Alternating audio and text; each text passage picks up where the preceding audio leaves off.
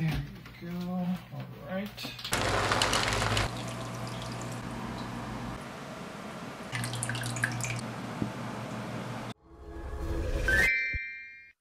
Hey guys, today is going to be a pretty exciting day. Actually, the next 2 days are going to be pretty exciting. I am finally going forward with one of my projects that I've been planning for a very long time. Actually, before I even got Phoenix, I've been planning this project. And it is obviously, as the title suggests, low tech, low maintenance, no CO2, no FERTs, and no filter tank. Why did I have to wait so long? It's because a lot of things had to line up, because this is actually one of 2 big projects that I'm undertaking at the same time, and the other one is arguably even bigger than this one. And also, I am planning to get a fish for this tank as well. Now, what kind of fish would go into a 3-gallon like this one? So really right now is like a lot of projects for me to be undertaking, and it's a perfect time to subscribe. You really don't want to miss out on any of this. But yeah, you might be wondering, why did it take me so long to plan for such a video or for these projects to start? Well, several things have to happen at the same time and kind of work out and, you know, meet in the middle. And of course, one of those things, one of the most important aspects is funding, right? Now I have bills to pay, and this hobby, honestly, I forgot how lucrative this hobby can become. Like, I spent so much money on these 2 projects alone that if I didn't gather funds and be patient and wait it out, then I could be like in debt and broke right now. But luckily there's you guys, and also a good segue now is to shout out my patrons. I really could not be doing any of this without your support. Now we're about to head out and get the fish tank, get everything ready, so might as well come along for the ride. Let's go.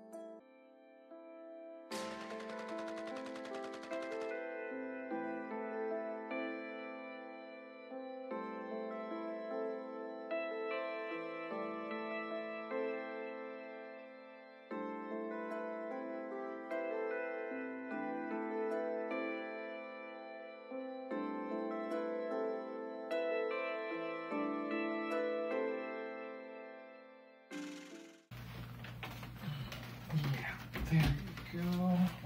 Just gonna sip some coffee to get the creative juices flowing. So as you can see here, I've put the 6-gallon onto this cute little drawer that I just found in the thrift store. There's like areas for extra storage of anything, basically. There's my tripod, there's some gum, other sort of different things that I'm keeping down there just for extra space, which is pretty handy dandy. And you can see the main attraction here is the tank. I actually got this off of Amazon a while ago in hopes of prepping for this day, and it's finally coming into use. This is a Night Crew LED. I think it's got like 24 white LEDs and a lower number, like 12 blue LEDs for nighttime. So there's like 2 modes. It's pretty good, pretty cheap. But yeah, very clearly this isn't the tank that is like on par with ADA or like Fluval quality, but I mean, it works. It's rimless, it looks nice in the front, and it does definitely have an obvious front because the back has this sharp edge and it's not rounded like this. But you know, I can't always afford the best things, so, and I got this Fluval guy for free, so count my blessings, you know. What I really do like about this tank as well is the attention to detail the store put into it. You can see in the bottom they have this foam that's already attached to the tank, so you don't need to have or cut your additional foam to put between the tank and the surface of the drawer. That's already done for you, and it's a very non-assuming dark black color. I also did decide to go with fluval stratum. I got another bag, so 2 bags for this because I am planning to dirt it. So we gotta get the stuff that we don't need right now out of the way.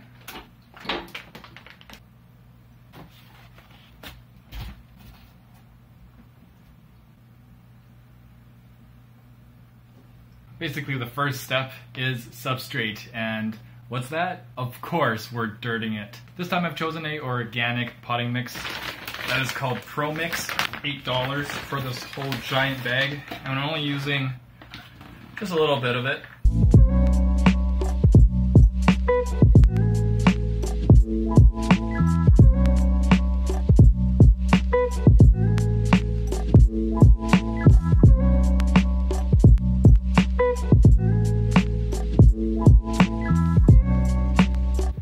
Before I add the main substrate, which is the fluval stratum, I'm going to be actually putting in this piece of wood, and I'm going to be tying it down with a piece of rock because I know this is going to float. Hey yo, hold me back, bro. I got you, homie. I got you. So initially I wanted it to go in like this, creating some height, and as you can see, it gets pretty much across the tank. But then when I thought about it a little more and I tried out this angle, it seemed like I liked this angle a little better. Something like that. Because, I mean, our tank is wider or lengthier than it is tall, so it makes more sense to fill it out a bit more lengthwise. And you can see this little branch here coming out kind of fulfills that space. And for height, we're not lacking too much because this piece over here kind of protrudes out of the tank as well, which is the look that I'm trying to go for. So I'm going to try that out, and I'm going to attach the rock to the wood just with a simple piece of rubber band. And now that we've basically mapped out where we want to put our piece of wood, I noticed that if I put it down now, it's going to be a little bit down on the bottom, a little too down on the bottom for me. So what I'm going to do is actually put in the substrate first, just to create some initial height for the driftwood. We're not messing around this time. Double fluval stratums. Yeah. Your homie is balling, eh? Fluval stratum is the ideal substrate for stimulating the growth of aquatic plants in freshwater aquariums. You had me at fluval, man.